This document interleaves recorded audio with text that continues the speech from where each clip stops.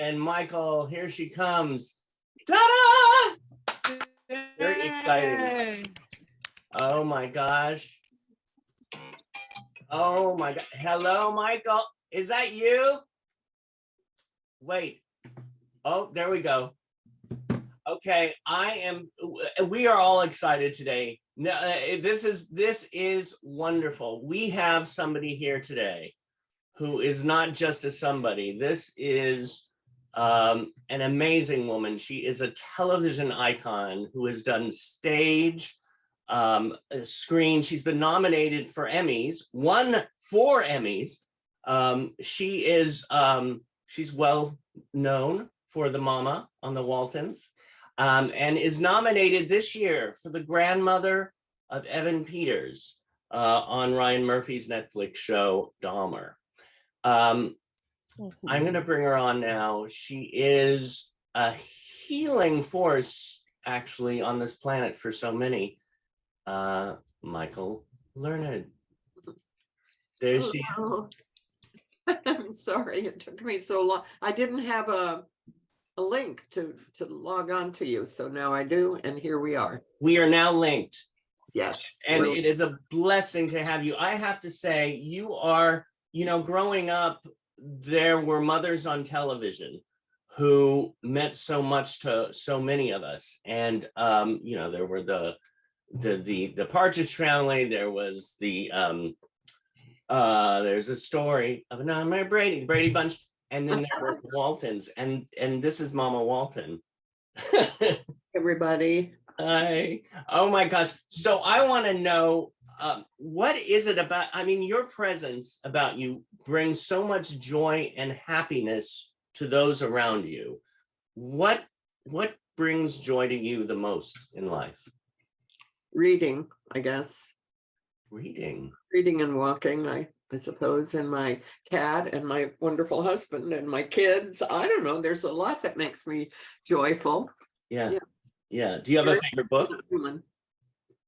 Do you have a favorite book? The Wizard of Oz. I read when I was about 9 years old, and it still holds up, Oh, it's for adults, really. It's got so much wit and humor and pathos in it. It's a book that will always, and Jane Eyre I love. I read all the classics by the time I was 12. Right. We didn't have a television, so I read and read and read. Yeah. Okay. My father caught me once reading a true romance comic book or something. I think it was a comic book. Right. And I was hiding in the closet reading it. And my father caught me and pulled it out of my hands and said, "You want romance? Read this." And he handed me Emile Zola's Nana. So, yeah. So, you want romance? Read this. Yeah. Oh my gosh. So what is it now? From the Waltons to the grandmother of Dahmer, how is it working with Ryan Murphy? I don't think he likes me. Oh, why do you say that? I don't know.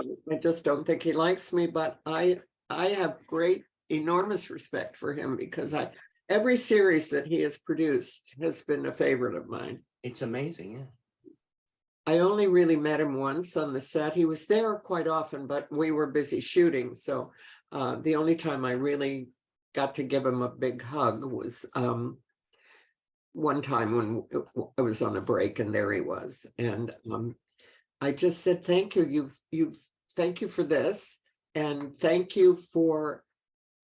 He uses a lot of good actors whose names are not known to the public because they're not necessarily television personalities. Right. So he makes them into stars. He has good taste, let's put it that way. Well, I tell you, with Evan Peters, talk about a star that he brought up, and the connection that you both have in this is. He also, Sarah Paulson is a wonderful actress and a friend, And we did a Broadway show together. I think she was understudying at the time, but she was just such a delightful person. And he's kind of made her into a star with Nurse Ratched. Oh my gosh. Yeah. Yeah. But Yeah, her name was not a personality name, not a name known by TV fans, I don't think. and now she's out there. And there she is, yeah. And she should be. Now for you, you've done so much stage, you've done screen. I have to say something that I grew up in the Bay Area in San Francisco, and I'm going to throw out a name to you and see what comes to your mind. ACT.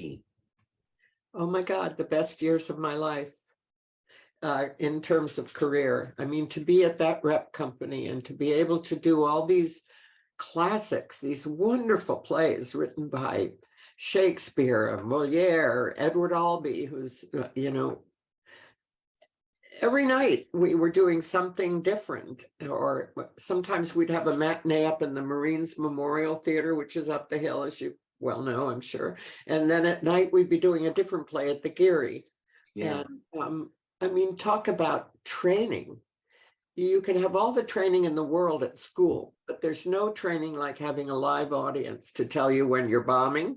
They let you know, and they tell you when that first laugh comes, it's the biggest high in the world. Well, I have to say, I remember growing up and going to ACT and seeing all the shows, and I remember seeing you on the stage, and oh, thank you. I love it. I loved it. I went to ACT for their summer congress, and it was amazing when they had that. Did I teach you? Because sometimes I taught the. I didn't. You did not. I did not get the pleasure. Yeah. It was fun too, because there were people ranging from wannabe stars, actors, and secretaries and grandmothers and people just off the street who wanted to explore what it's like to take an acting class. So it was really fun. There was one girl that she just talked like this all the time. She never raised her voice. Right. And I said, you got to be able to reach the back of the audience with your voice. And she was just so shy. And I finally said, okay, let's start yelling. I'm going to yell first. So I started yelling. Yeah. And then, I looked over at her and she shook her head. I said, come on, yell with me. I'll be with you. And so eventually she did. The two of us were just yelling together. And it was like a breakthrough for her. She started to cry. It was like a breakthrough. She'd never made noise before, I guess. And that was so thrilling for me. That brings me back to the thought of joy, how we get the joy from each other. Yes, absolutely. And I remember, how long did you teach, by the way, at ACT?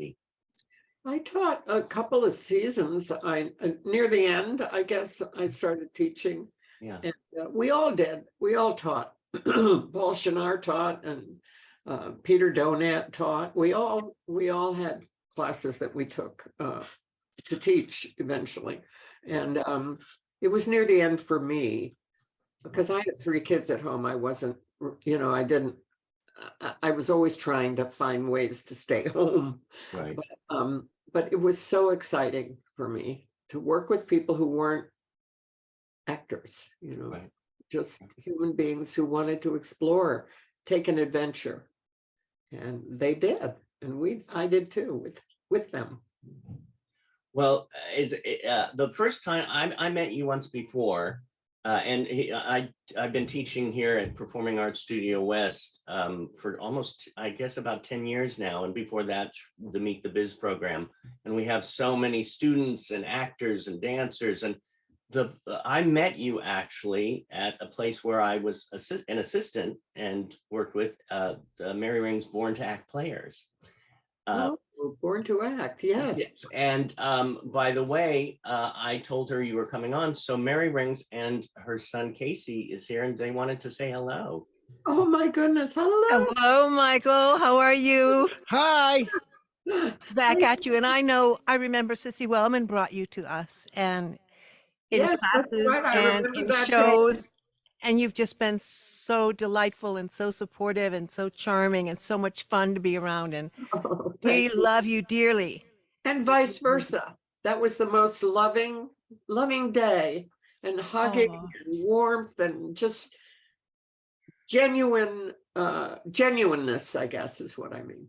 Yeah, it was Well, a very special day for me. you're very special and we adore you. And Sissy, of course, adores you. And she Thank still you. comes to see us and still performs with us sometimes. And, you know, we love her like crazy. And God bless you. Yeah, I don't blame you. I love her too. I know you do. And we love And, you. Always will. and And we by the love way, David.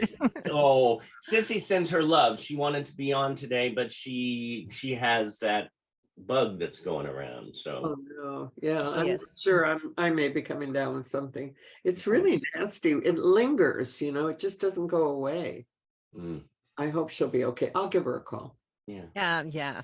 She would appreciate that. I know. She's a wonderful person. Yes. Whole heart. Sissy. Absolutely right. Yeah, she's Uh, amazing. I'm so glad you're on here, Mary and Casey. Good to see you both. Good to see you. We love you, David. Always have. Yeah, David and I were singing Waiters together, and we. Oh Really? yes, So cool. it was wonderful. And I You kept must Where were you? remember this.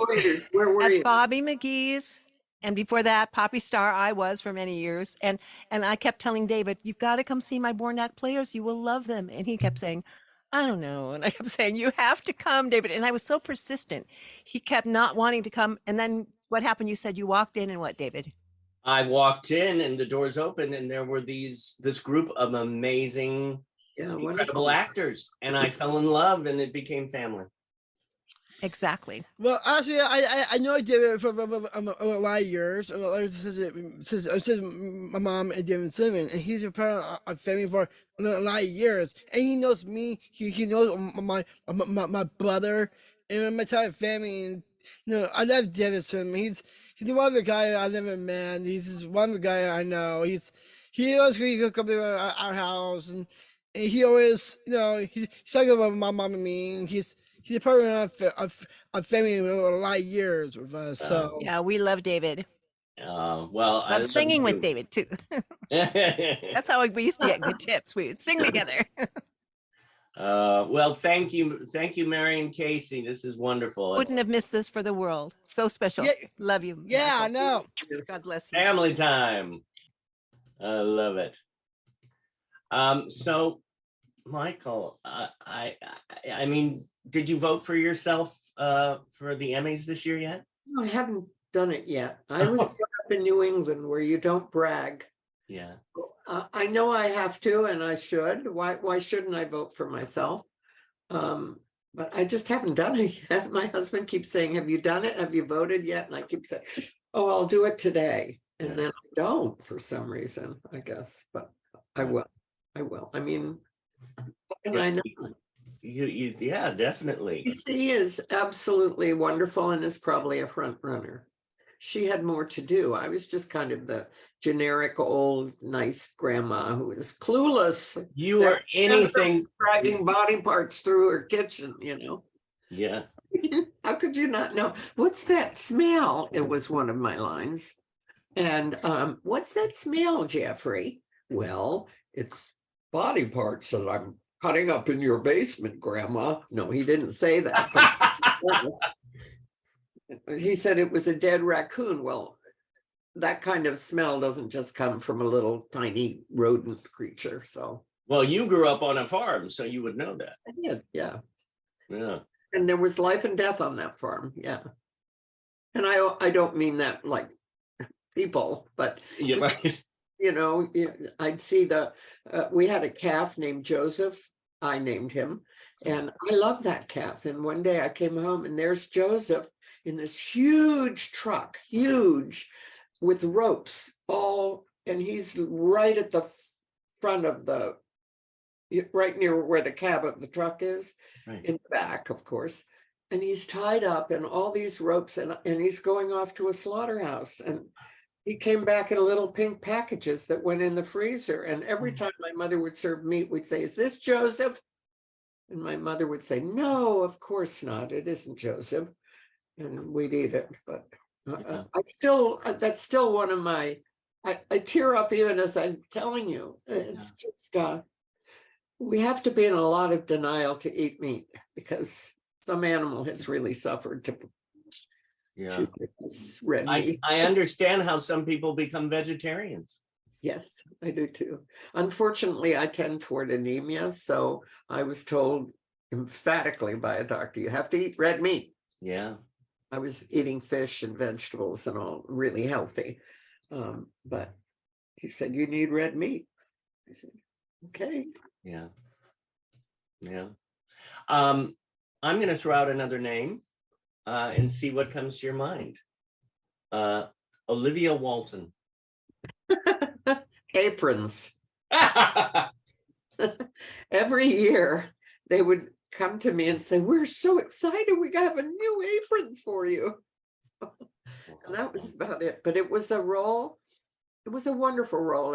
And Earl Hamner was amazing in that he let the cast be part of the script consultation. You know, we'd get the script and then we'd give our notes. And it must have been tough for him sometimes because I would say, well, Olivia would never say that, or she would never do that. I remember one script, this was a different series. It was Nurse, but I mean, sometimes there were kind of things that didn't seem right for the character. Right. And I would say so. And Earl usually took it with very gracefully. Right. I was arrogant, I guess. We all a little bit.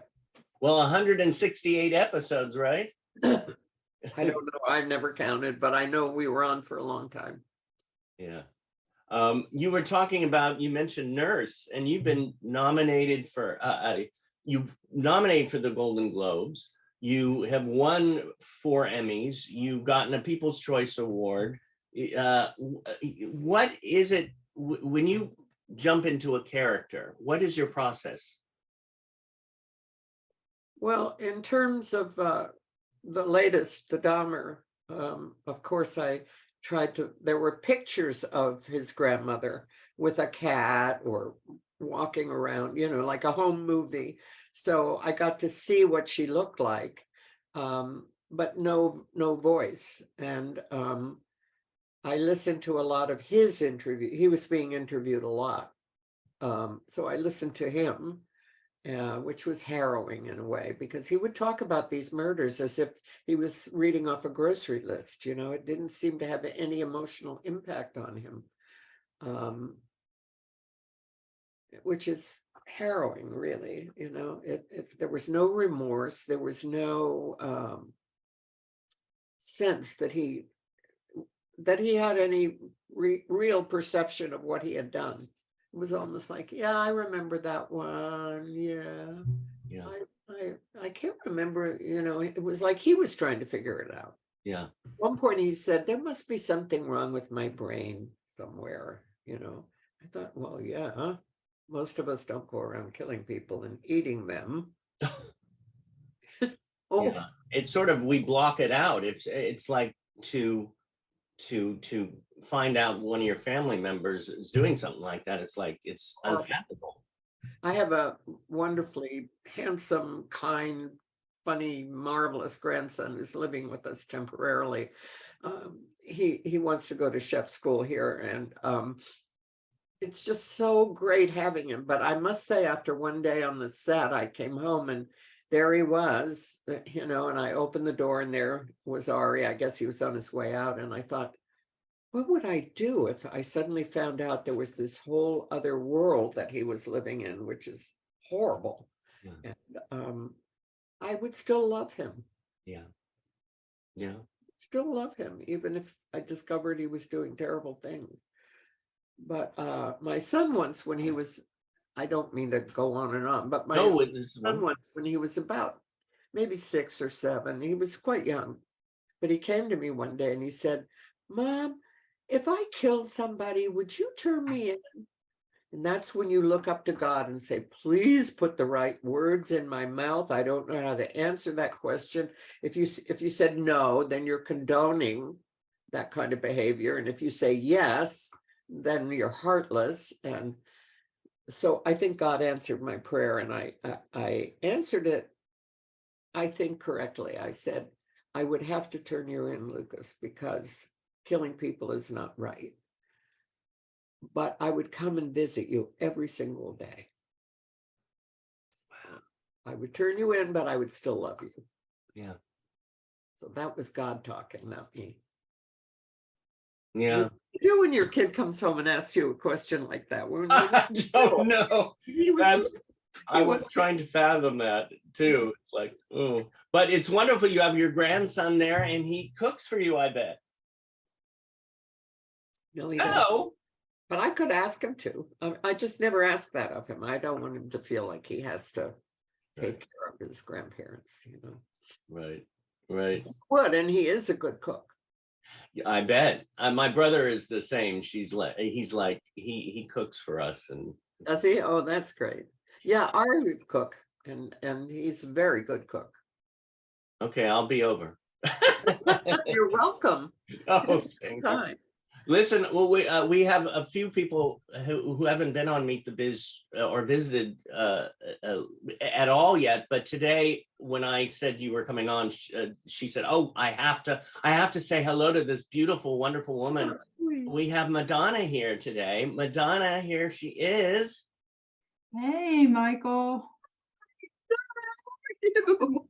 Hey, Treat. so happy to see you. Robin's in the other room. She got COVID yesterday. She hasn't had Oh it. no.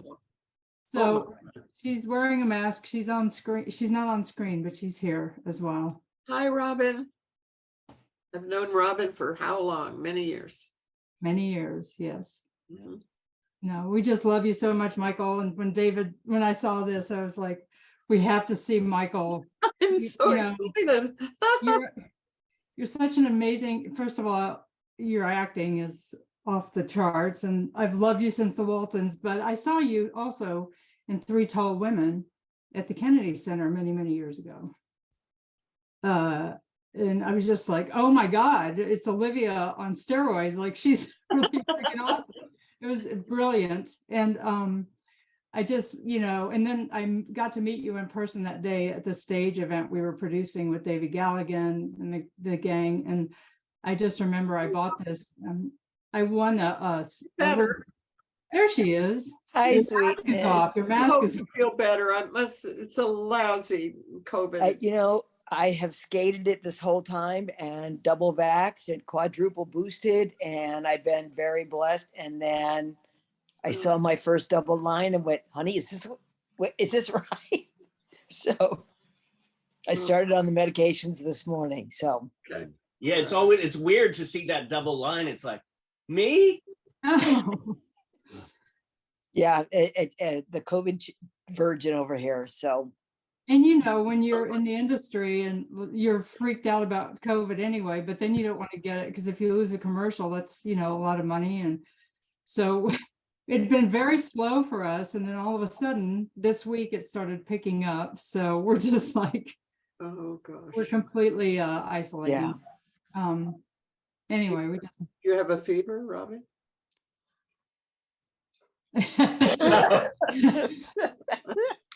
She did yesterday. No, I'm good. Hopefully you're on the mend. Yeah.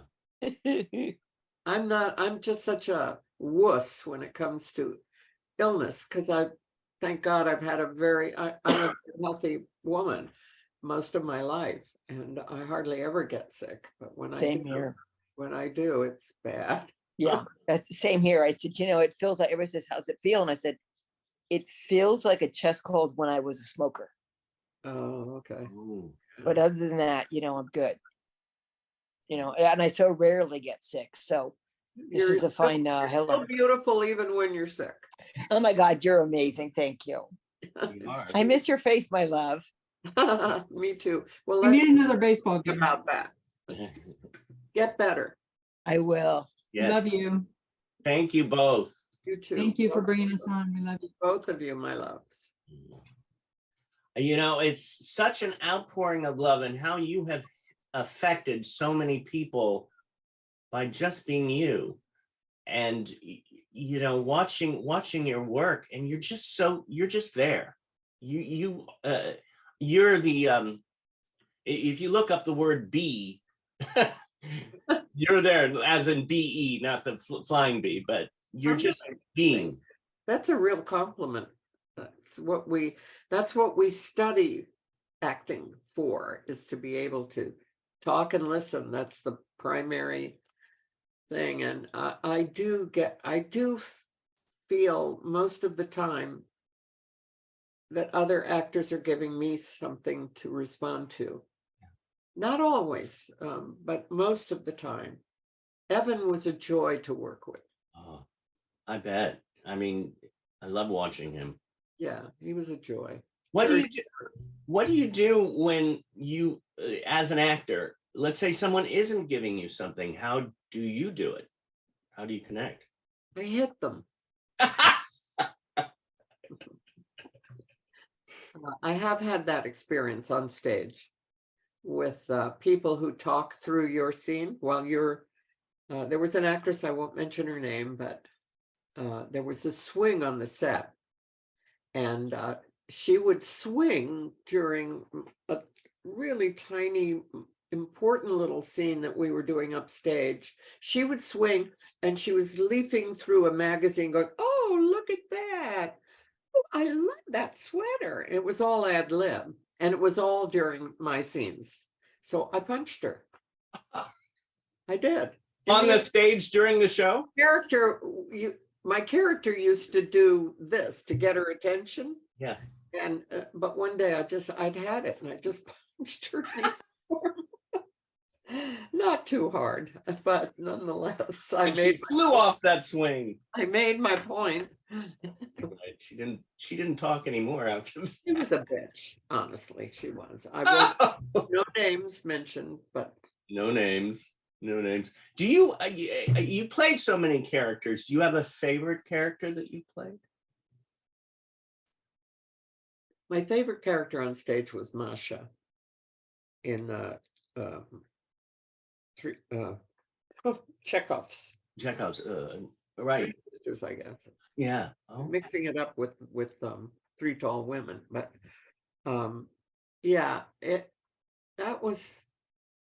I love that character because she's so melancholy, and I tried to play her. You know, you can play a person who's bored with life.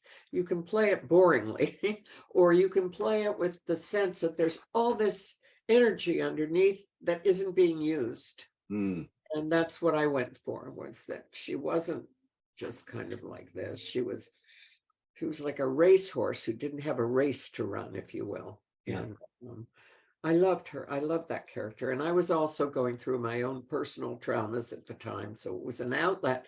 That's the wonderful thing about acting. Sometimes the worst things that are happening to you, you can bring to your work. Yeah. And you get a release from it, actually. Yeah. Yeah. It's like a living therapy. In a way, yes.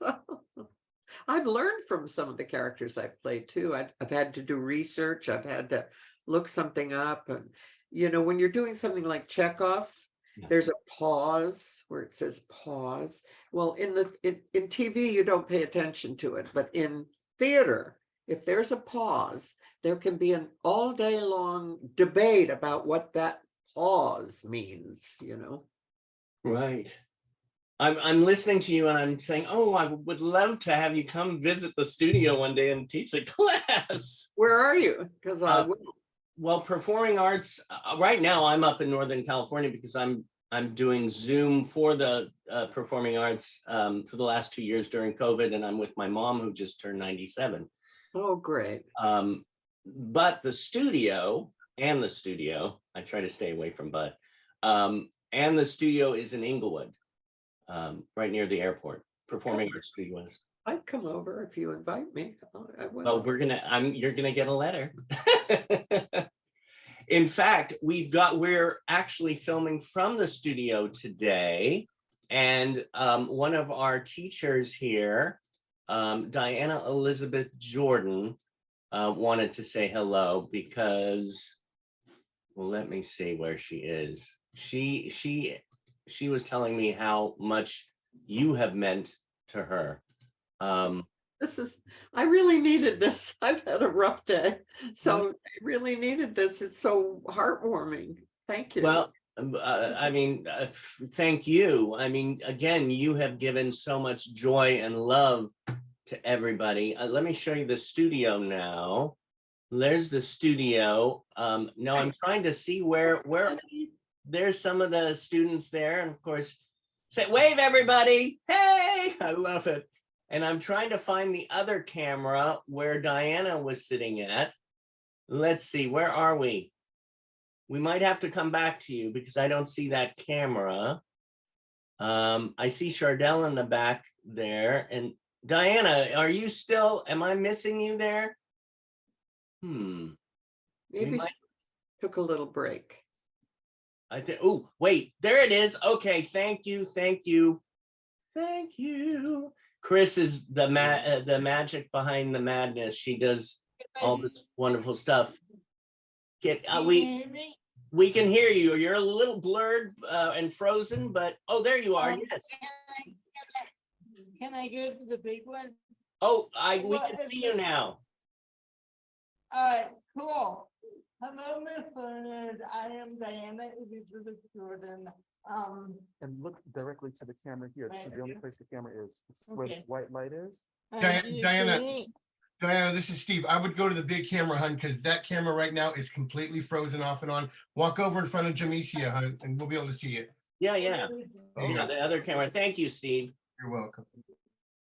Look towards the camera though. There you go. This one. There you go. There she is. Hello. Okay, cool. All right.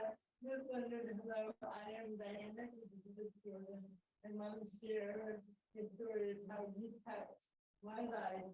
I grew up in Chicago, and the Walton Special, where your character Olivia got polio, is a screen at the field where I was in therapy.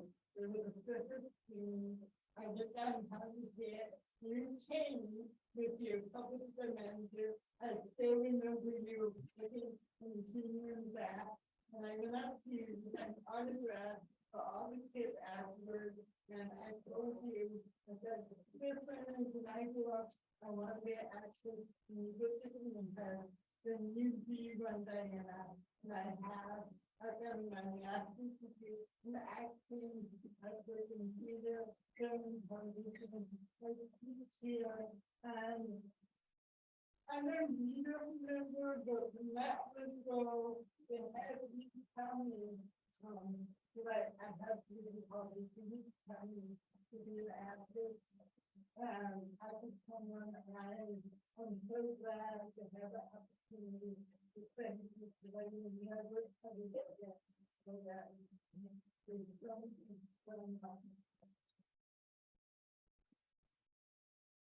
I understand this message the best. Thank you so much.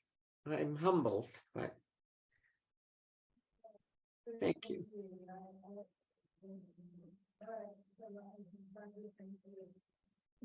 Thank you, Diana. I know it was look at that. It's, even if the sound is muffled or this or that, it still transcends. Love transcends. And I know that, yeah, Diana. Roll in, rub it in, rub it in, rub it in. Rub it in. I mean, she really, she met you years ago and you transfixed her life. And she's acting and being. Just, I don't know how to even respond to that. It's so heartwarming. Oh, what is next for you? I don't know, waiting for the phone to ring, I guess. It's an actor's, there aren't that many juicy parts for women my age, Edward Albee writes some juicy parts for older women, but in television, you're either the nice generic granny, which is why I was so grateful for the Dahmer series, because she had some meat, and David Macmillan wrote a lot of the scripts that I was in. And I thanked him personally when I was with him and said, thank you for giving me something to play.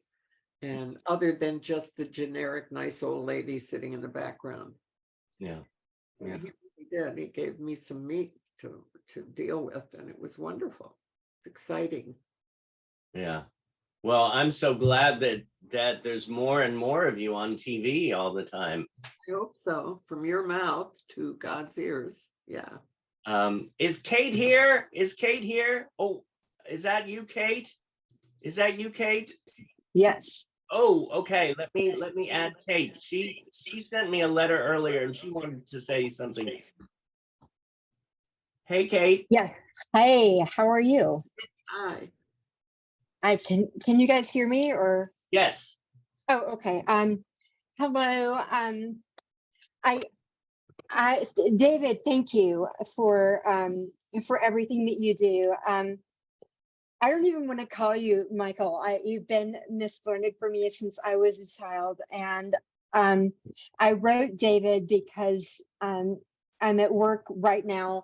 And I unfortunately got laid off last night and they've asked me to work the rest of the week. And I said, could you please tell this to Miss Learned for me? And I wanted to apologize for the dump truck that I must look like right now, but I grew up in the deep South in Mississippi, and I grew up watching the Waltons with my nanny, my housekeeper that that raised me, honestly, and I was a creative child, and this is back in the day before anybody kind of knew anything about ADHD or neurodivergency or anything. I was really just supposed to be thin, marry a doctor, and be a debutante. And I did one of those things, which was to be a debutante, and the rest of it was a huge disappointment to my mother, I'm sure. But I adapted like my family living life, which was complicated, to the Waltons. And when all of the other kids that were my age kind of wanted to live in the Brady house or to be part of the Brady Bunch, I wanted to live with Olivia. And when I sort of adapted this kind of what would Olivia do mentality as a kid. And when I was 12, I went through some significant sexual abuse from my family, from a female. And that was really difficult to navigate in Mississippi in the 70s. And I just kept telling myself that I saw Olivia as this woman of deep faith. And I adapted that. I sort of learned to mimic that. And I carried that through adulthood. And I'm older. I don't want to date myself, but I'm much older, and I just know that that on the days when I couldn't cope with this absentee mother and the death of my father and the abuse of a female relative, that I knew there was a creative locked in me somehow. And so I always said that I wanted to rise above my pain because I saw so much of your character do that. And I went on to become a professional photographer, and I worked in Hollywood, which is how I know David. And I followed in John Boy's steps, and I became an author. And even now at 56, whenever I want to be reactive, even when they let me go last night, I thought, what would Olivia do in a case like this? And so I'm not burning my bridges. I did tell them a slight lie that I'm in the bathroom right now instead of talking to you, but you saved my life as a child, and I didn't have anybody. And ADHD, the inability to focus was just something that nobody talked about back then. And there was no help and no therapy and there was no nothing. And all I had was this beautiful old farm that I wanted to live on with you and everybody else. And so I moved back to the South after living in the desert for a long time, and I'm renovating a 105-year-old farmhouse. My husband died a year and a half ago, and I keep telling myself Olivia would show up. You know, there were two things that helped me when he died, and one was the Cold Mountain movie with Renee Zellweger, where she showed up with Nicole Kidman and was like, it's got to get done, so get off your butt and do it. And the other one was, how would Olivia handle this? And so I show up every day, and I work and I create and I write, and I love authentically because I grew up watching Olivia do that. And so it's such a joy to even see your face. I'm so sorry I'm so ugly right now. I just have loved you for so long, and I wanted you to hear that from me. So thank you. You're my hero. Hero. God bless you. Thank you so much. We all have things we had to overcome as that happened to us as I was molested more than once as a child. And you know, it takes away your selfhood. So to try and struggle to get your sense of self back is a really tough go. And look at you, you've made a success of your life. And so Thank you. I do in deep respect in my heart. Thank you so much. I admire you so much, and I'm so grateful that David is doing what he's doing, and bringing normal people into people that have had these profound impacts in life. And you know, I write a lot about just people I've interacted with through the years and what they've meant to me, and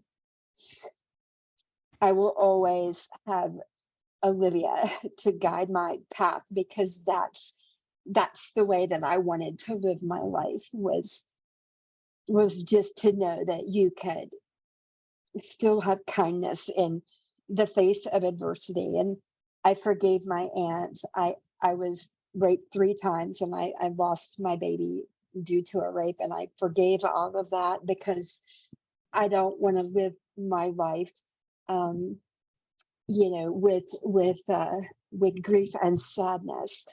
And honestly, even now I fall asleep to the Waltons when I can't sleep. I watch it all the time. And some of the cast was You mean here. it puts you to sleep? No, I don't mean that. No, but that's a No. typical actor's reaction. No, it helps me. In fact, some of the cast was here in Alabama recently, and I wasn't able to get to see them, but this has been just an absolute dream of mine. And just know that the work that you've done, all of it, but especially that it impacts people and they don't let go of that. And I've met a lot of actors, I've photographed a lot of them, and so many of them will tell me, you know, oh, I hated that show. How could you possibly have liked that? But to a little kid with a socialite mother who was constantly knocking food out of your hand to be thin, and Olivia was inviting people to the table. That's the mentality that I felt was so important, is don't let the differences separate you, that pull a chair up to the table. And what you had said earlier about the worst things happening to you, you can bring in, but to your work, you can see that in my writing. You can see that when I work with people that you matter. You mattered to a 10-year-old, you mattered to a 12-year-old, and you matter to me at 56. So thank you. Thank you. This has been a Kleenex, just hang on a second. Mine here. Not out of you're not making me cry. You're making me cry out of respect for you, because we Thank you. all had some challenges that we've had to overcome, and you have. And it doesn't mean Thank you. it goes away. It just means that you're still living life, and you haven't given up. And God bless you. Thank you. Thank you, Miss Leonard. Thank you, David. I miss you. Thank you. Thank you. I've got to go to work. I've been hiding in the bathroom for 30 minutes, but Oh, I'll talk to you soon. thank you. What you've said means a lot to me. Oh my gosh. The world is full of amazing people, isn't it? We're all a bunch of heroes just to survive childhood. We all help heal each other in one way or the other, huh? If we allow it. Yeah. And Yeah, we've all had our issues to overcome. That's true. I had a wonderful childhood in many ways, and in another, I could write 2 books. One would be dark, and one would be full of light. Because I had both as a child. It was a magical time on the farm. I milked goats in the morning. I fed all the animals. Guy stole money from my father. I would sneak into their bedroom and take money out of his pant pocket and buy candy. I couldn't buy it because we lived in the country, so I couldn't go to a store, but I would get fellow students I'd give them a quarter and say, buy me 5 candy bars and you can have 1. oh, And they would. And then a teacher finally busted me to my dad. So he made out this chart. He handled it really well, I think. He said, you're too old to spank, because I think I was 10. Right. You're too old to spank. So here's a chart and you have to do these chores. And I fed the rabbits and cleaned out the hutches. I fed the chickens and gathered the eggs.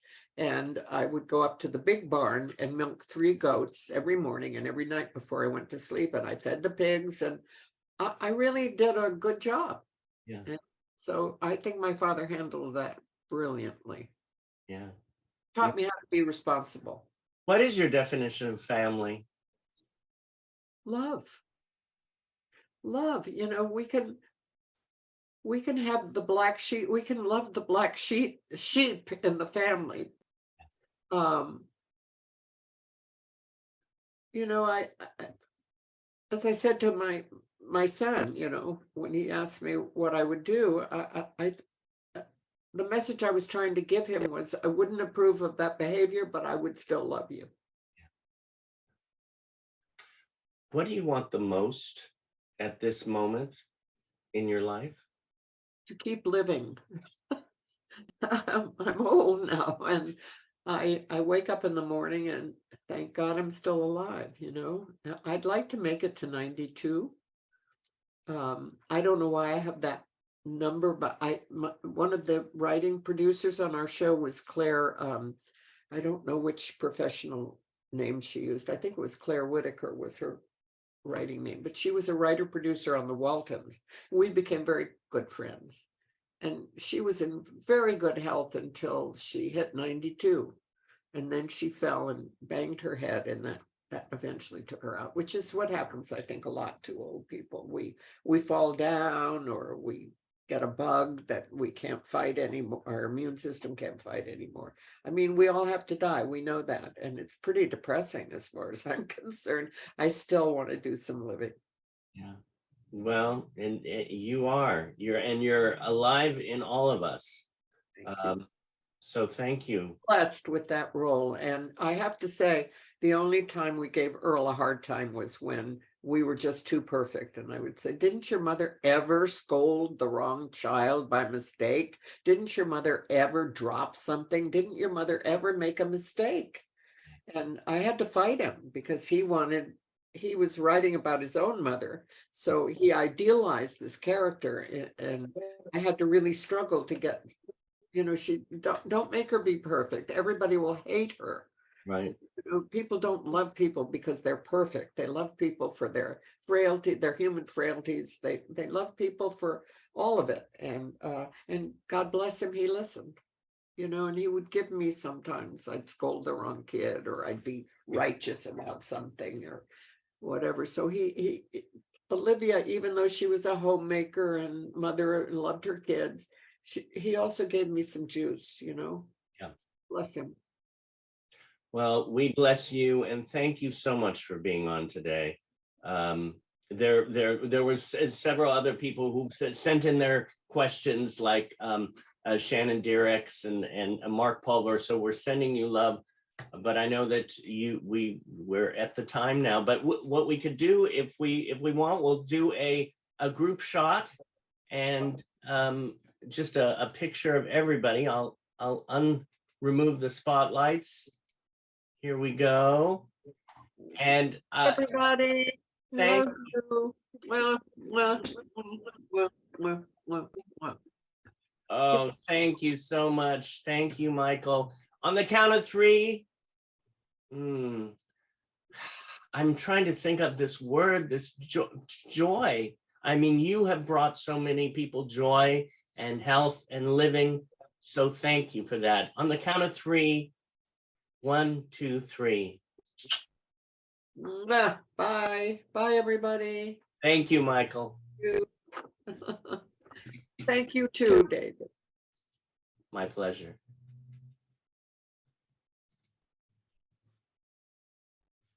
There we are.